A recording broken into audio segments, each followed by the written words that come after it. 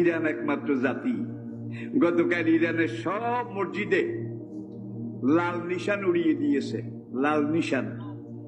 আরে ভাই, মুসলমান হইলে এরকম হওয়া দরকার।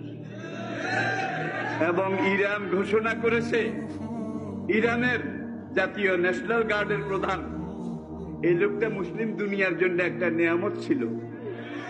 এই লোকটা এমন ভাবে মধ্যপ্রাচ্যে এমন ভাবে হ্যান্ডেলিং করেছে, কন্ট্রোলিং করেছে, যুদ্ধনীতি করেছে, তা না হলে লেবানন, ফিলিস্তিন এগুলো অনেক আগে শেষ হয়ে যেত, অনেক আগে শেষ হয়ে যেত।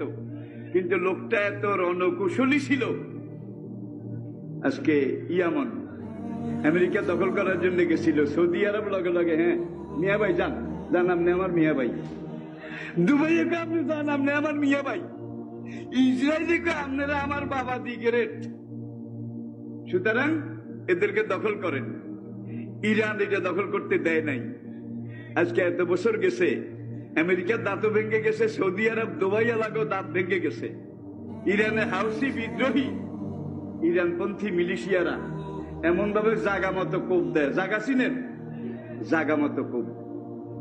একমাত্র কারণ ইরান, যার জন্য সর্বশেষ তারা সিদ্ধান্ত নিয়েছে যে ইরানের এই সেনাপতি যতদিন জীবিত থাকবে ততদিন মধ্যপ্রাচ্যে আমরা সৌদি আরবও দখল করতে পারবো না, ইয়ামনও পারবো না, ইরাকও পারবো না। সুতরাং এই লোকটাকে আগে মারা দরকার। লোকটা শহীদ হয়ে গেছে, লাশও খুঁজে পাওয়া যায় নাই।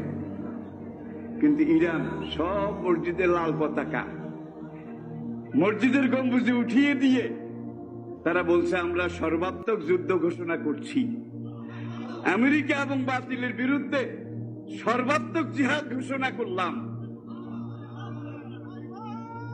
ট্রাম্পের কল্লা এটা কেটে কেউ যদি ইরানে এনে দিতে পারে, তাকে 80 বিলিয়ন ডলার পুরস্কার দেওয়া হবে।